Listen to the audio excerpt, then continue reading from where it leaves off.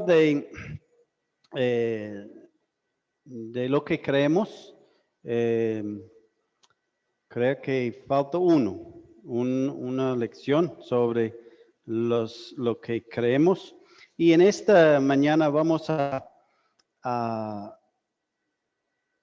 hablar de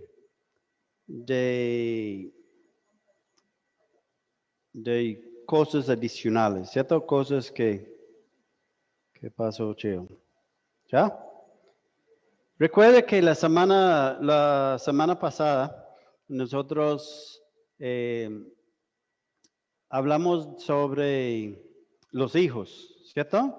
Ese fue el tema de la semana pasada. Ahí. Los hijos. Creemos que los hijos desde el momento de concepción son bendición y herencia de Dios y que los padres tienen la responsabilidad de mostrar y enseñarles los principios de Dios para sus vidas, ¿cierto? Hablamos de esto. Dios nos conoce antes de la fundación del mundo y el embrión es un ser viviente, ¿cierto? Vemos en los Salmos, en Jeremías, donde Jeremías habló esto, David en los Salmos también habló lo mismo. Creemos y que el aborto y la eutanasia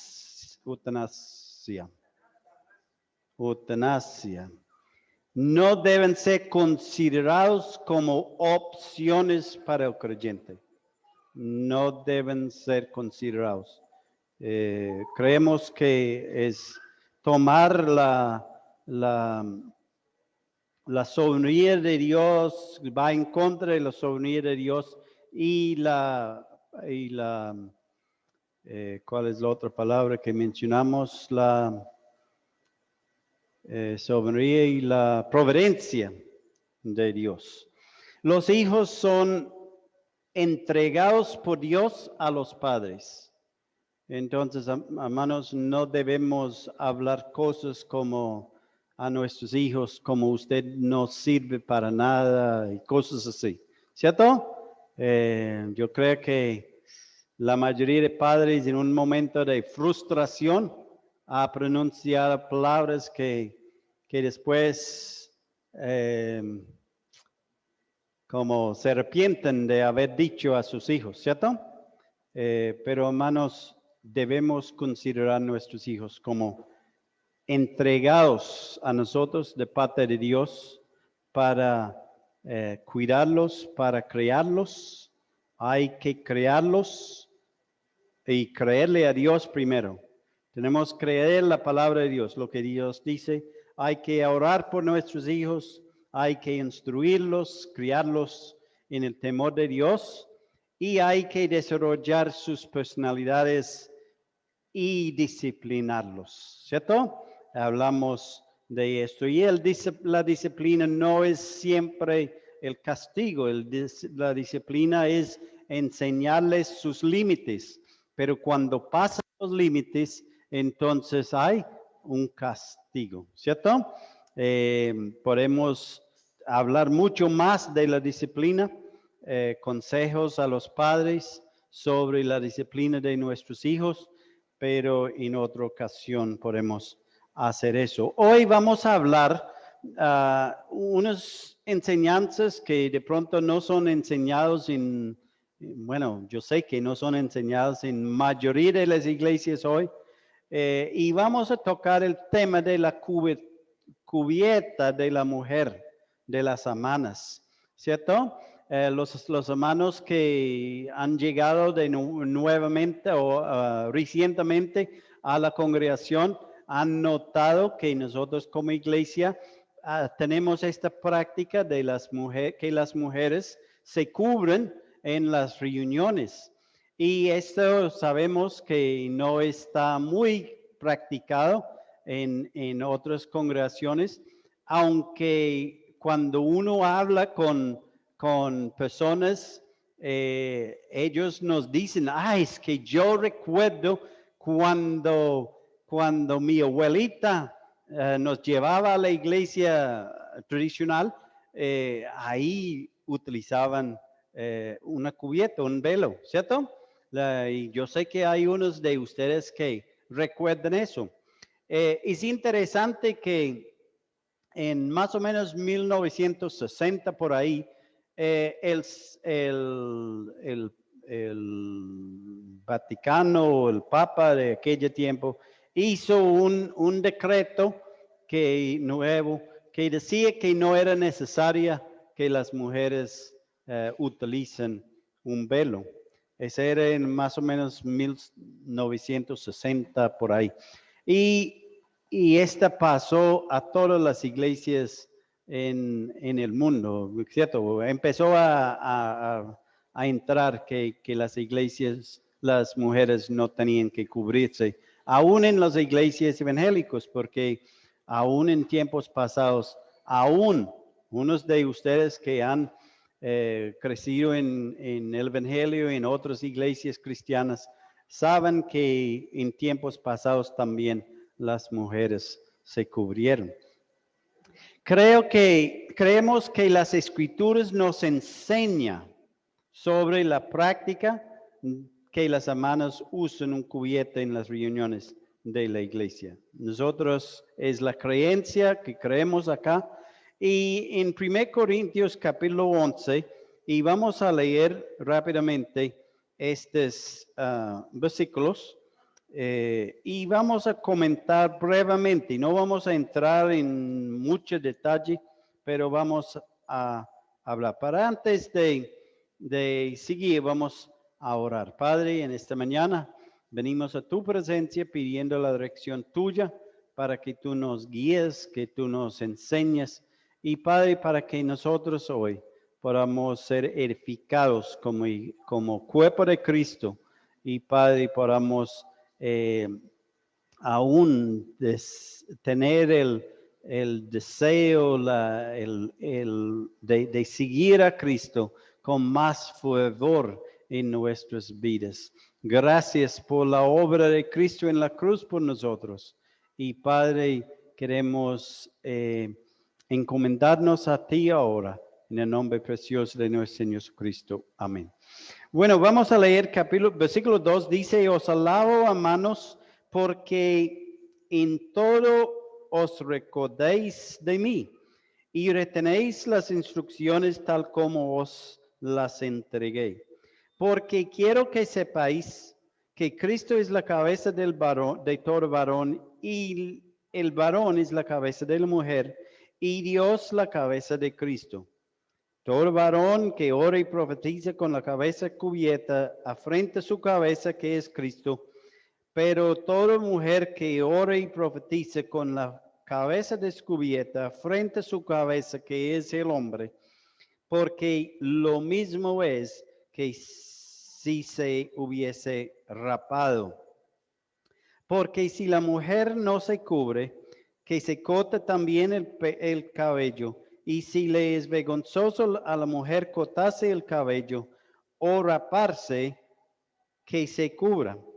Porque el varón no debe cubrirse la cabeza, pues él es imagen y gloria de Dios, pero la mujer es gloria del varón. Porque el varón no procede de la mujer, sino la mujer del varón. Y tampoco el varón fue criado por causa de la mujer, sino la mujer por causa del varón.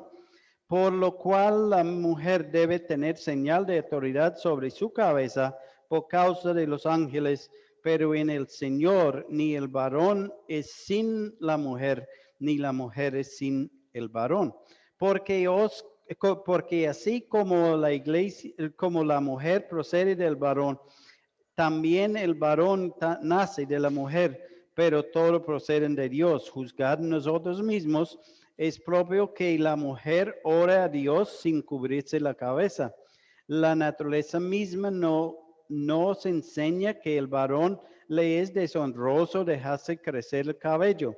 Por el contrario, a la mujer dejarse crecer el cabello le es honroso, porque en lugar del velo le es dado el cabello. con todo eso, si alguno quiere ser contencioso, nosotros no tenemos tal costumbre ni la iglesia de Dios. Que el Señor nos bendiga su palabra. Una porción de la palabra bastante controversial, ¿cierto? Ha dividido iglesias, tristemente. Ha dañado amistades. Por esa razón ha sido ignorado, rechazado y aún maltratado por hombres, por personas. No pretendo entenderla. Yo no entiendo tener una claridad sobre, no sé por qué Dios, en un sentido, sé por qué Dios, por medio de Pablo, nos enseña eso. Nos dice lo que dice en la porción de la palabra, pero no pretender tener como la verdad de eso, o toda la cosa en su claridad. La mejor manera de estudiarla no es tanto entenderlo, no es entender esa porción, no tanto. A veces yo ha tratado de entenderla y meter y uno empieza a hacer preguntas, y no es malo hacerlo, pero tenemos que aceptar que es palabra de Dios, ¿cierto? Dios nos dice o no es la palabra de Dios. Sí, es la palabra de Dios. Está ahí y por ende necesitamos obedecerla, ¿cierto? No tenemos que entender por qué algo de algo para obedecer, ¿cierto? Usted dice al chico, no mete el destornillador en la toma, ¿cierto? ¿Cierto? Usted dice eso. Y él no entiende por qué no debe hacerlo, pero él tiene que obedecerte, ¿cierto? ¿Cierto que sí? Eso es lo que, ¿cierto? Entonces tenemos que obedecer la palabra de Dios. Hay argumentos contrarios. Algunos hablan de cultura, otros hablan de que era para Corinto y otros hablan que Pablo era machista, ¿cierto? Que Pablo no le gustaba a las mujeres, ¿cierto? Tenía algo contra las mujeres. El no entender una escritura no me da la esencia de desobedecerla, ¿cierto? Aunque yo no entiendo, no me da la esencia para no obedecerlo. ¿Estamos de acuerdo? Sí, totalmente de acuerdo, ¿cierto? Ni inventar un poco de suposiciones para hacerlo entendible. Yo he escuchado muchas enseñanzas sobre el velo y mi esposa me compartió, ella no sabía que yo iba a tocar ese tema, pero ella esa semana me dijo, mi amor, escuché unos hombres hablando del velo y uno decía un poco de cosas, pero no están en la escritura. Son cosas que él inventó en su cabeza y como bobadas, en realidad eran lo que mi esposo me contó. Yo, no, eso no, ¿cierto? Eso no es lo que dice la escritura. Entonces, para argumentar que Pablo era machista, sería negar el apostolado de Pablo y la autenticidad divina de los escritos de él, ¿cierto? Si Pablo habló como machista, entonces nosotros no podemos tomar en serio ninguna palabra del apóstol Pablo. ¿Es verdad o no? Es verdad. Entonces, para decir que Pablo enseñaba era para atacar a las mujeres o por un favoritismo a hombres porque él era machista, estamos diciendo que las palabras de Pablo no podemos confiar en ninguno de ellos. Es poner en tela de juicio las enseñanzas del apóstol Pablo en todas las escrituras, ¿cierto? Entonces, este es un argumento algo peligroso, hermanos. Es bastante peligroso, porque estamos ignorando la inspiración divina de las Escrituras. Lo que es cierto de lo que leímos en las Escrituras, y quiero hablar de eso hoy, lo que es cierto, lo que hemos visto, lo que hemos leído ahí en esa porción. La salvación no depende de en ninguna manera del uso de la cubierta, ¿cierto? La mujer no es salva por poner un velo. ¿Estamos de acuerdo con eso? Es claro, eso es lo que dice la Escritura. La Escritura dice que somos salvos por la fe en el Señor Jesucristo, por haber creído en el Señor Jesucristo, no por la mujer utilizar un velo. Es solamente por la fe en Jesús. Y nosotros creemos esto. Como iglesia, no hay otra cosa en lo cual podemos ser salvos, sino en la obra redentora de Cristo en la cruz del Calvario.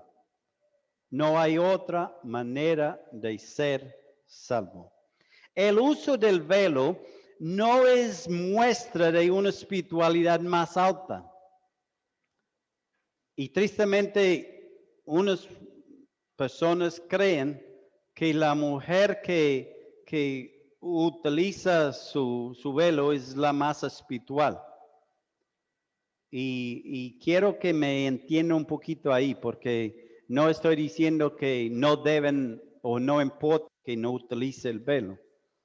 Yo creo que la Escritura nos enseña que la mujer debe usar el velo.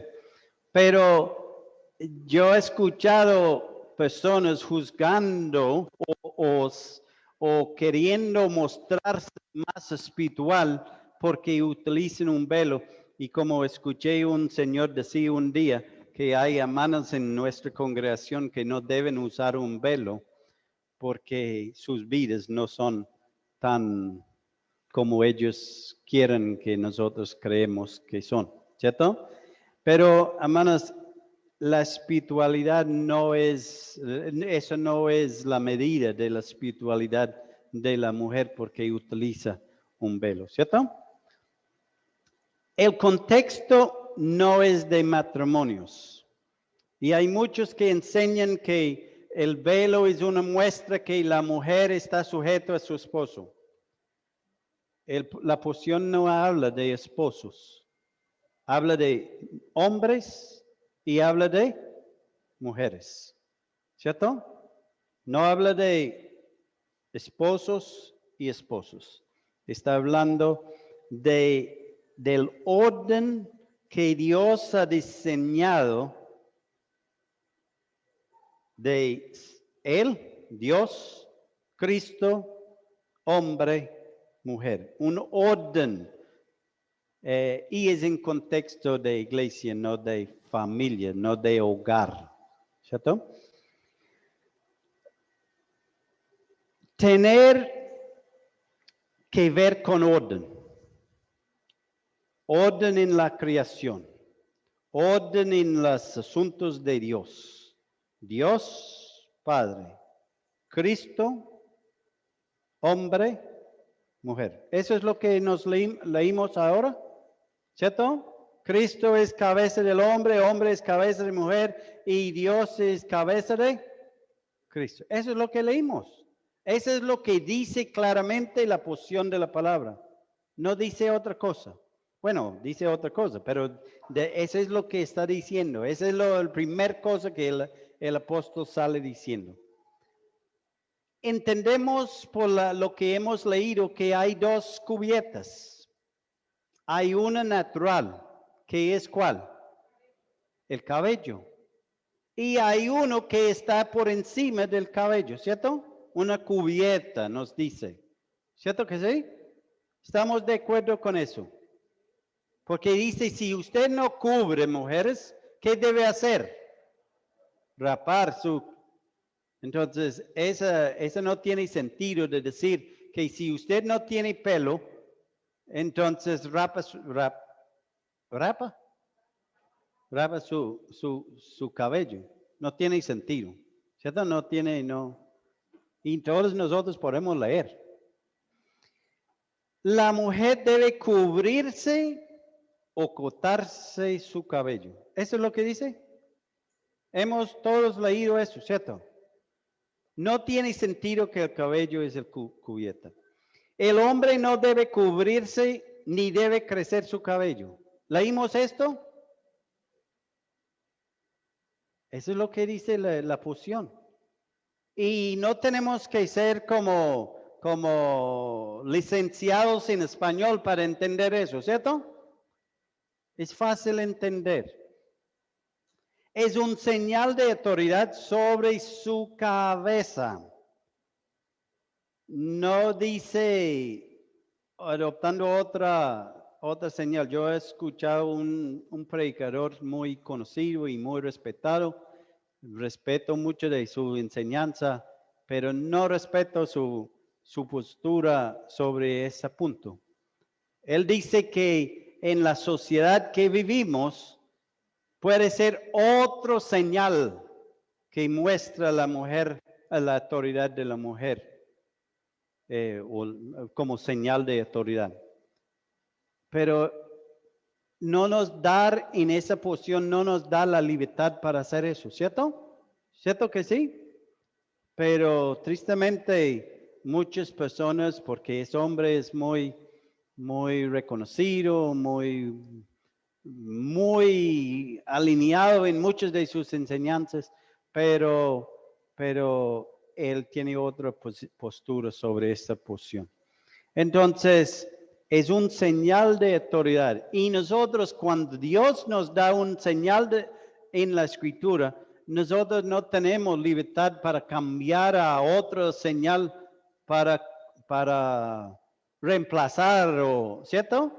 Porque no nos parece cultural o etcétera, etcétera. ¿Cierto que sí? Lo que nos dice es por causa de los ángeles. ¿Dice eso? Dice eso. Es por causa de los ángeles. Podemos suponer por qué es por causa de los ángeles. Pero en realidad no nos dice, ¿cierto? Solamente nos dice por causa de los ángeles. De ahí adelante nosotros estamos suponiendo. Suponiendo.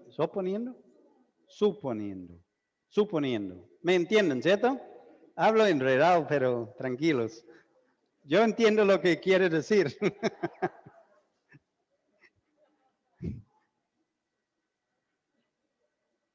Suponiendo. Gracias, mis hermanos. 27 años de paciencia de mí, ¿cierto? ¿Cómo? Sí. Bueno, pero eso es lo que dice la escritura. Yo solamente que nosotros hoy podamos mirar lo que dice las escrituras, ¿cierto? Y dice, ¿es propio orar sin cubrirse? Evidentemente no, ¿cierto? Evidentemente no. Porque el apóstol Pablo no iba a preguntar esa pregunta así, ¿cierto? En el contexto de la cosa, él dice no. No es propio hacer eso.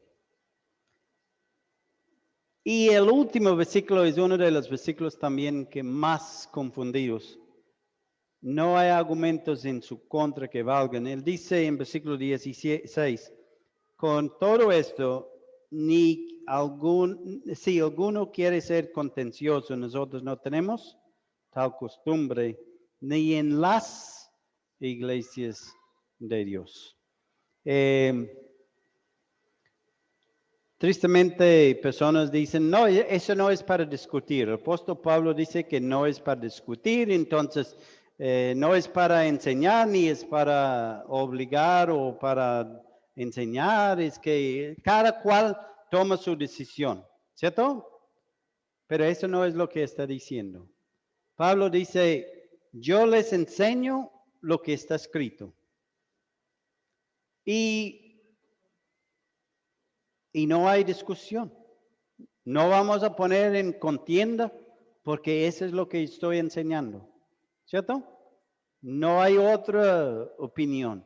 No vamos a estar contenciosos. Si alguien allá cree diferente cosa, pero nosotros creemos lo que dice la Escritura, ¿cierto?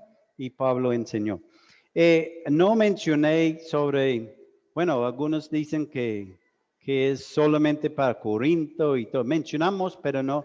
Pero es obvio del apóstol en capítulo 1, versículo 2 del mismo carta, dice Pablo, a la iglesia de Dios que está en Corinto, a los santificados en Cristo Jesús, llamados a ser santos, con todos los que en donde, en cualquier lugar, y cualquier lugar es donde. Puede ser que está refiriendo a nosotros en Tuluá. ¿Estamos de acuerdo? Él dice, en cualquier lugar invocan el nombre de nuestro Señor Jesucristo, Señor de ellos y de nosotros. Tenemos el mismo Señor que Pablo tenía o la iglesia de Corinto. ¿Cierto que sí? Entonces, hermanos, es obvio que no es una cosa solamente para la iglesia de Corinto. En capítulo 4, él también dice, versículo 17, de la manera, última parte del versículo, de la manera que enseñó en todas partes, en todas las iglesias. Era sobre lo que él está enseñando ahí en el libro a la iglesia de Corinto. Y también capítulo 7, versículo 17, este ordeno en todas las iglesias. Lo que él está enseñando a los corintios, a la iglesia de Corinto, está enseñando en todas las iglesias. Y cuando llegamos al asunto del matrimonio, de la ofrenda, él también menciona de nuevo, ¿cierto? Que es lo que él había enseñado en otras partes también sobre la ofrenda. Entonces, para sacar una porción del libro de Corinto y decir que este no aplica porque era no, Pablo dice que no, ¿cierto? Él no dice, bueno, esa parte es para la iglesia de Corinto, no. Él dice que es para todos nosotros. Entonces, hermanos, con relación a la cubierta de la mujer, hemos visto lo que dice la Escritura, ¿cierto? La Escritura nos dice claramente ciertas cosas y nosotros solamente podemos ser guiados por lo que Pablo dijo, no por lo que él no dijo. ¿Cierto que sí? Tenemos que mirar lo que él dijo. Y en lo que él dijo hay suficiente para que nosotros podamos saber qué es lo que él quiere enseñarnos. Entonces, estoy en dilema acá. El segundo vamos a empezar, yo creo que no vamos a terminar porque creemos, hablando de la cena del Señor, y quiero tocar la cena del Señor, creemos que la iglesia primitiva celebró la cena del Señor el primer día de la semana, siendo domingo, ¿cierto? Siendo domingo. Utilizando pan común corriente y copa con vino de uvas. Que la participación de la cena compone de hermanos nacidos de nuevo, bautizados, y que perseveran en la doctrina bíblica. Que la celebración de la cena es solemne y debe ser hecho con temor y reverencia.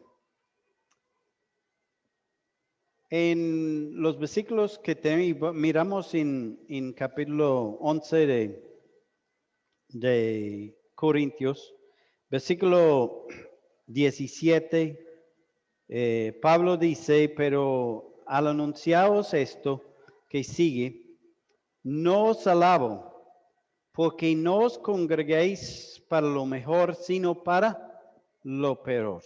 Había un problema, ¿cierto? Pues, en primer lugar, cuando os reunís como iglesia, oigo que hay entre vosotros divisiones y en parte lo creo. Porque es preciso que entre vosotros hay disensiones para que se hagan manifiestos entre vosotros los que son aprobados. Cuando pues os reunís, vosotros, cuando pues os reunís vosotros, esto no es comer la cena del Señor, porque al comer cada uno se adelanta a tomar su propia cena, y uno tiene hambre y otro se embriaga. Pues, ¿qué? ¿No tenemos casa en que coméis y bebéis? ¿O menospreciáis la iglesia de Dios y avergonzaos a los que no tienen nada? ¿Qué os diré? ¿Os alabaré? En esto no os alabo. Porque yo recibí del Señor lo que también os ha enseñado, que el Señor Jesús, la noche en que fue entregado, tomó pan. Y habiendo dado gracia, lo partió y dijo, tomad, comed, esto es mi cuerpo, que por vosotros es partido. Haced esto en memoria de mí. Asimismo, tomó también la copa, después de haber cenado, diciendo, esta copa es el nuevo pacto en mi sangre. Haced esto todas las veces que la bebiereis en memoria de mí. Así pues, todas las veces que comieres este pan y bebieres esta copa, la muerte del Señor anunciáis hasta que Él venga. De manera que cualquiera que comieres este pan y bebieres esta copa del Señor indignamente, será culpado del cuerpo y la sangre de Jesús, del Señor. Por tanto, pruébase cada uno a sí mismo y coma así del pan y bebe de la copa. Porque el que come y bebe sin discernir el cuerpo del Señor, juicio come y bebe para sí. Por lo cual hay muchos enfermos y debilitados entre vosotros, y muchos duermen. Si pues nos examinásemos a nosotros mismos, no seremos juzgados. Vamos a Hechos capítulo 2, y hoy vamos a solamente leer esas porciones y hacer breve comentario y terminar para seguir en otro estudio. Versículos 41 y 42, y dice, así que así que los que recibieron su palabra fueron bautizados y se añadieron aquel día, ¿cómo? 3,000 personas. ¿Se añadieron a qué? ¿A qué se añadieron? A la iglesia, nos dice en versículo 47, ¿cierto? Entonces dice versículo 42, y perseveraban. ¿Perseveraban cómo? En la doctrina de los apóstoles, en la comunión unos con otros, en el partimiento del pan y en las oraciones. Y capítulo 20 y versículo 7 nos dice, el primer día de la semana, reunidos los discípulos para partir el pan. Ese es para celebrar la cena, ¿cierto? Es otra manera de decir celebrar la cena. Para partir el pan, Pablo les enseñaba viendo de salir el día siguiente y alargó el discurso hasta medianoche. Yo no voy a enlargar mi discurso hoy hasta medianoche, ¿cierto? Pero, hermanos, vemos que los apóstoles se reunieron para celebrar la cena. Hay dos ordenanzas que vemos en las Escrituras y son ordenanzas dadas por el Señor Jesucristo, el bautismo y la cena del Señor. En Mateo 28, 18 y en Lucas nos habla, ¿cierto? En capítulo 28 dice, ir y hacer discípulos bautizándolos todos en el nombre del Padre, Hijo y el Espíritu Santo, ¿cierto? En Lucas nos habla de la institución de la cena del Señor cuando el Señor Jesucristo, la noche que fue entregado, partió el pan con sus discípulos, celebró la Pascua, ¿cierto? Con sus discípulos y al terminar la Pascua, él entró a dar significancia a unas de las copas que estaban sobre la mesa y un pan que estaba, estaba utilizado en esta Pascua, en esta fiesta de la Pascua. Estos dos elementos al último, porque había varias copas en la Pascua, pero esta última copa que el Señor tomó era una copa que ellos no tomaban antes. Pero el Señor dio significado a algo que estaba en este momento y era la cena del Señor, ¿cierto? En Hechos tenemos salvación, que la persona debe ser salva, bautizada, perseveraba en la doctrina, en la comunión. La comunión aquí no es la celebración de la cena. Algunos dicen o refieren a la celebración de la cena como la comunión. La comunión está unidos con un mismo sentir, en común unión. Estamos aquí en esta mañana con un común unión y espero que todos son salvos por la gracia de Dios, ¿cierto? Y bautizados nos dice, perseveraban en la doctrina. En la comunión tenemos todo en comunión, común unión. Eso es lo que quiere decir la palabra comunión, común unión. En inglés la palabra es caballeros en el mismo buque, ¿cierto? Caballeros en el alta mar en un buque. ¿Y dónde van a ir si no están de acuerdo, ¿cierto? Solamente comida para los tiburones, ¿cierto? No pueden hacer nada, tienen que aguantar uno al otro. Y esta es la idea de la comunión unos con otros.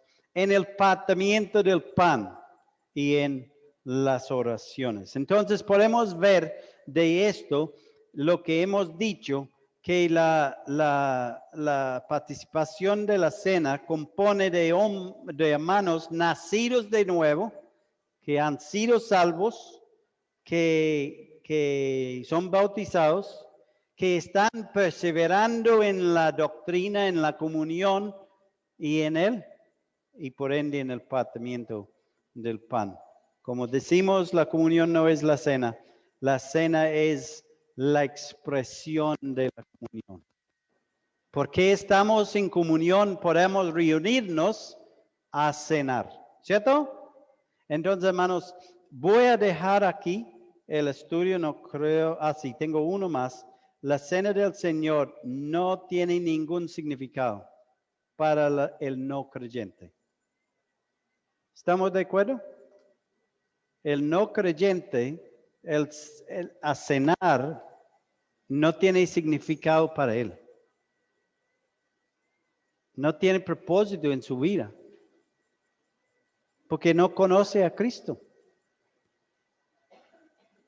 A veces escuchamos No, pero tenemos pena de no permitir que una mano cena, una persona cena, sabiendo que no es creyente. Otros dicen, no, pero de pronto va a recibir a Cristo cuando está tomando la... Eso es lo que dice la Escritura.